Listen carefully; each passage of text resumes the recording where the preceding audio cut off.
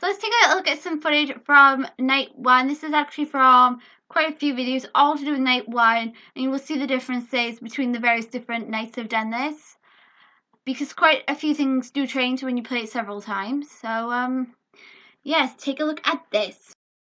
Okay, so now let's take a look at footage from night 1.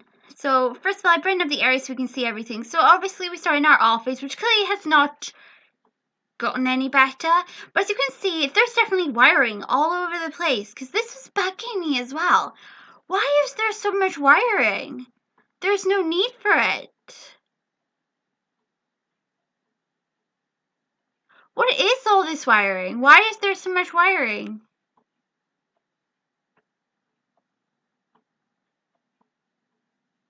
We know, look, there's wiring outside the window as well. And this is just a reflection of that. But then itself is weird. Why? It's kind of convenient. The cupcake is placed so that it's facing us. I mean, the first thing I do when I get in the office is goddamn turn that little thing around, because obviously it's her bloody cupcake. And it's just staring at you is kind of creepy. I might just be me, but you know, seeing this little cupcake that clearly is from them who could kill us, you know. But again, why are the wiring going to the ceiling? Why? I don't know why there's wiring, but that in itself is weird because we know the thing can travel across the wiring. But there we go. But he is clearly an animatron. He has got the little glass eyes just like Chica does. I don't know if that means that you can see through him or not. Like he's like a little camera or something. I don't know.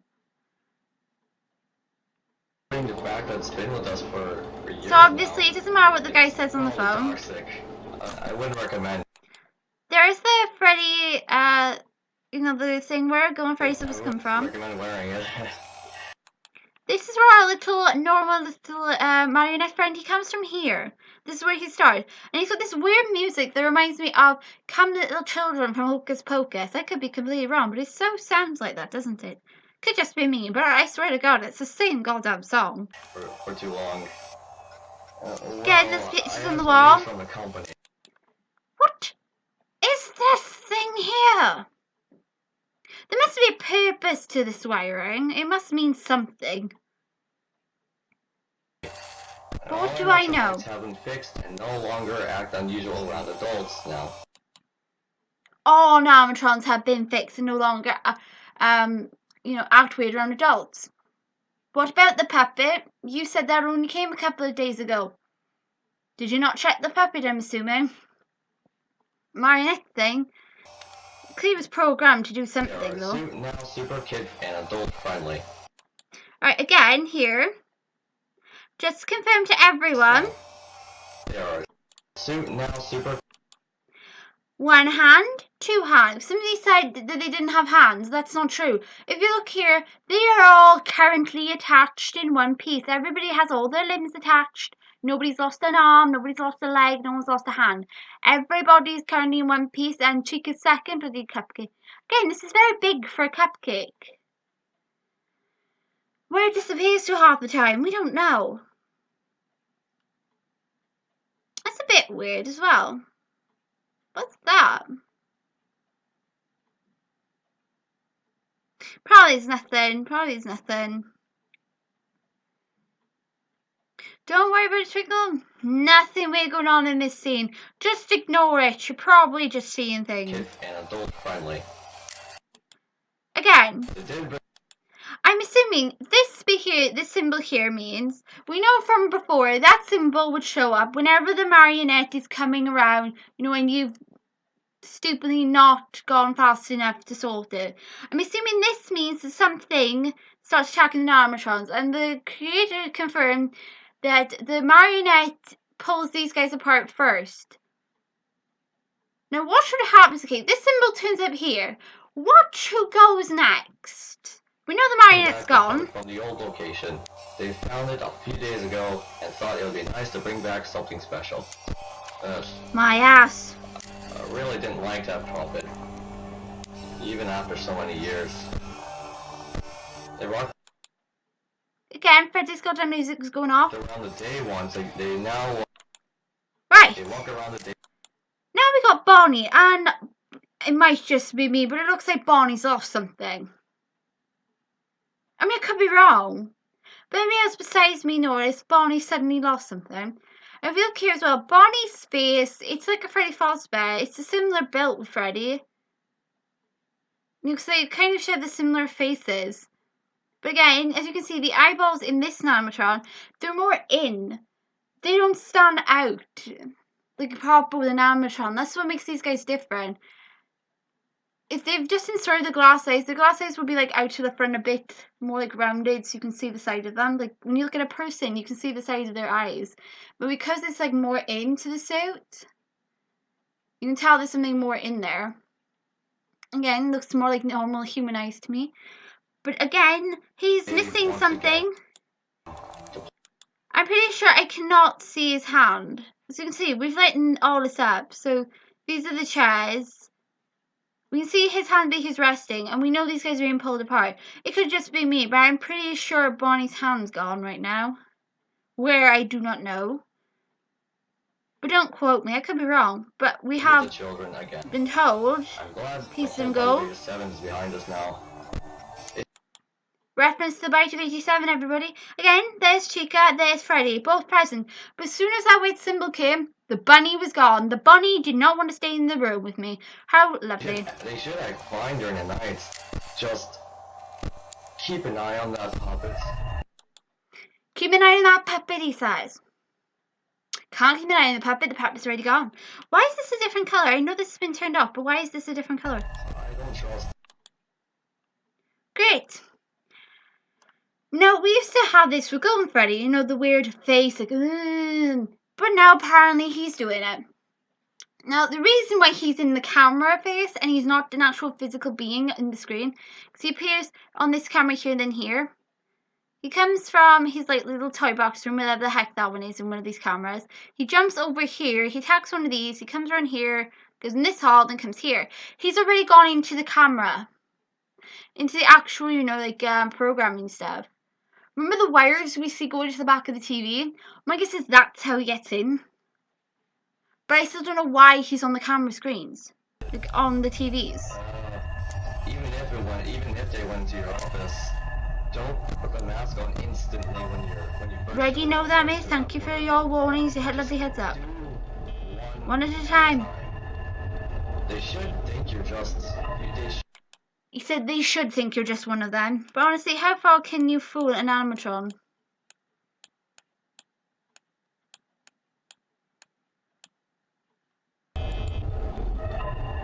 I even opened up the doors to see if they were outside the doors, and they're not.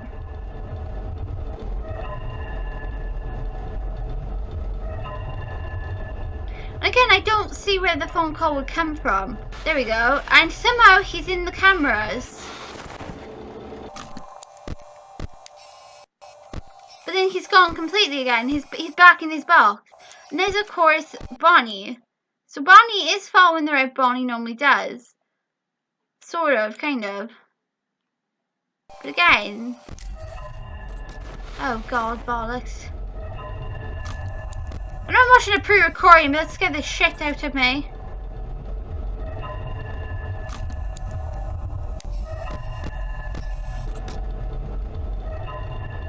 No, this is where things get a bit weird. There.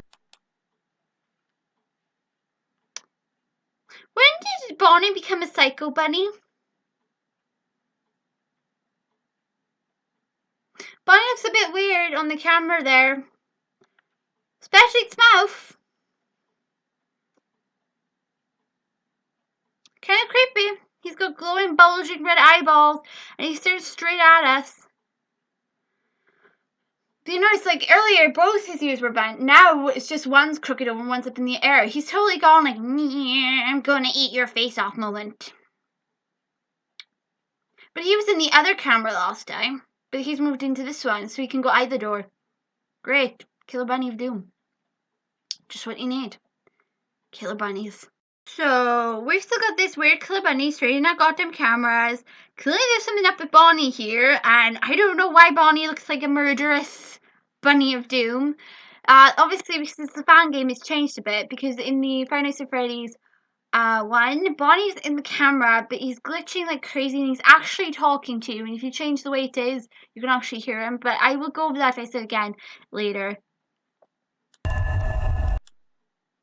Again, he's just staring at us. He knows we're in the goddamn office. It's just creepy. Still there. He still hasn't gone.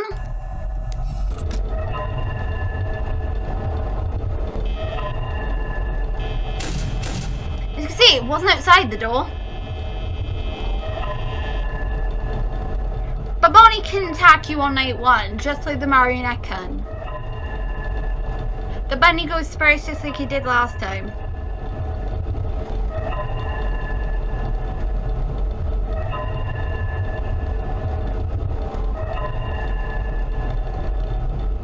So you're not really safe in your office, regardless of whether you got doors or goddamn not, because they magically pop in your office. Apparently, you are, you do normally supposed to open the doors, but I keep my doors closed all the time.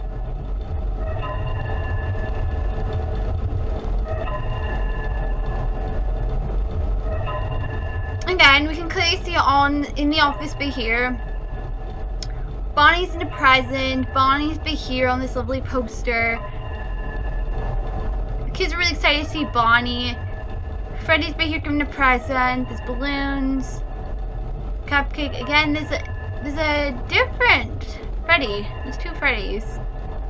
This is a weird bluish thing that this one I'm assuming bay here was supposed to be toy Bonnie, but we could be wrong. Or was that one the other one?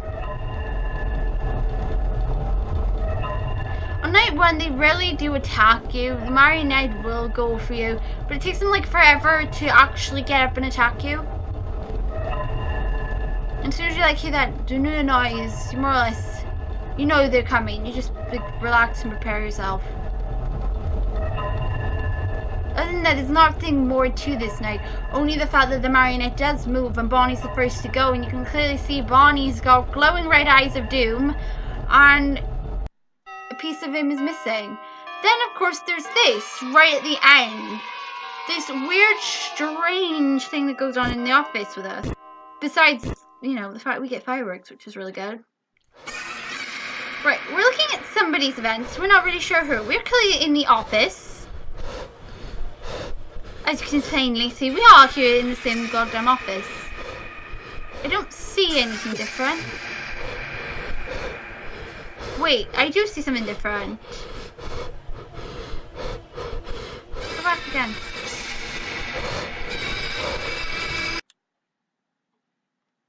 The cupcake's darkened. I've lightened everything up so the cupcake would actually be bright. You would be able to see the cupcake. Why is the cupcake dark? Why has the cupcake gone darker? I brightened up the area so the cupcake should be visible. Probably nothing. Again, as you can see, there's like a golden tint by here, or brownish tint. There's a lovely black shiny nose, so we definitely know that we're either in a Freddy. Most likely we are in a Freddy head thing. But we've been told this is poisonous, so I don't know why this guy's got this on his head. Or are we reliving the last moments of, you know, the guy on the phone? Remember on the phone call we heard from Five Nights at Freddy's 1 on night 4 where the guy dies? Are we currently seeing things from his point of view? You know, his last moments before he was murdered, possibly. I don't know, I totally re-experienced this is what you do with your life. He's clearly breathing very loudly, and I'm assuming he's not like, he hasn't got like an exoskeleton in him or anything. This is technically a person. It's definitely a guy at least. But again, why would you return to this job if it's tried to kill you several times? I'm sorry, mate, but what is wrong with you? I don't care. At least, you know, the phone guy is polite enough to leave us messages. I mean, you know, it's good to know something's trying to kill us, but it would have been good to know it beforehand.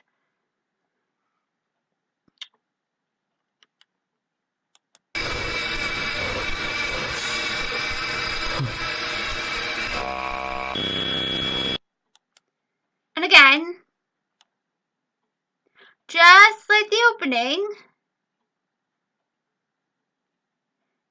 the message, "It's me," pops right up the top again. We had that in the opening, and we have it again now at the end of this night. It's me, it's me.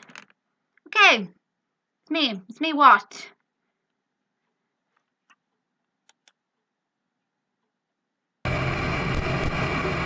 Now we go back to the title screen. So, that's really all the night one consists of. Playing it again, you can get attacked by the marionette, who will lunge at your face. I've yet to be killed by Bonnie in night one. We will go back over the way they kill you, and once we've like gone through every single like night and everything, we will do that. We'll do a big huge montage and everything. I still don't know why the marionette can, come through the TV at you. It's the same way how we don't know why Freddy is able to turn off the cameras. But then again, if we think about it, whoever tampered with the animatrons had to have had engineering experience. They had to have. It's the only way you can successfully, hide a body inside one of these things without getting caught. How you'd be able to rewire them. You'd have to have experience with wiring, the cameras, how you wouldn't be caught on camera when you kill the children, how there wouldn't be any evidence. You'd have to know the layout of this place inside out. And the guy has clearly got intelligence. He's clearly a very intelligent killer. He probably knows the routine. He worked there for many years. Might have even done all the electronics in the place. Or possibly has a remote to control these things as well. The actual suit things. Obviously not the children's souls though. But that is just one possible theory and plot there, guys. Because remember, there are tons of plots and theories, and I'd love to hear what your theories are. Or if you got something to add. As I said, there's loads of mysteries in the world of Five Nights at Freddy's. And especially in this game, you find out more about the plot in Night 8. But as I said, I'm going to try to cover various different things from Five Nights at Freddy's 1, 2, this one, etc. But once again, keep in mind, I am not responsible for the agenda or the species of animal used for sugar. So I'm not actually being held responsible for what he was called or his gender. I'm so sorry if you didn't like that fab. The creator confirmed it is indeed a male cat. So, yes, thank you so much. And welcome everyone to the channel. More videos are coming right up. My parents unfortunately are coming home again. But anyway, I was trying not to make this too long, and what did I do again? Twinkle, you did an extremely long video again to cover all of Night 1. Plus you threw in some ridiculous facts about the animatrons. They're electronic things. Yes, they're electronics, means you can program them. Maybe it's not just the kid's soul. Maybe the guy is moving them to kill us. But why would he kill us? Well, the kids aren't doing it on purpose. Again, that is just creepy. Is it just me, or does that look like there's an eyeball in there? Oh, just be me. Could just be me. And what was up with Bonnie's eyes? Why did they suddenly go... I definitely wouldn't want to go there if Bonnie does that. It's just creepy. Anyway, we're going to now move on to Five Nights at Freddy's 3 Fan Game Night 2. We're going to listen to the conversation on the phone, plus we're going to take a closer look at the animatrons that are moving around and how they actually go about killing us, most likely, because I got tons of footage. Again, we are going to do some comparing and also some interesting facts I found out to do with other cultures and things that might be associated with this, might not. But it's still interesting. Anyway, guys, see you in the next episode. Bye-bye. More episodes coming up on the channel. As I said, I'm going to try and show you guys a couple of demos I found about Five Nights at Freddy's. They aren't associated with this game or any of the other ones I have shown you. Some other ones I found. So, yeah, guys, please do enjoy. Plus, much more coming up. Remember, my channel is for everyone. Boys and girls, kids of all ages. And farewell. See you shortly. Ciao, ciao. Thanks for watching.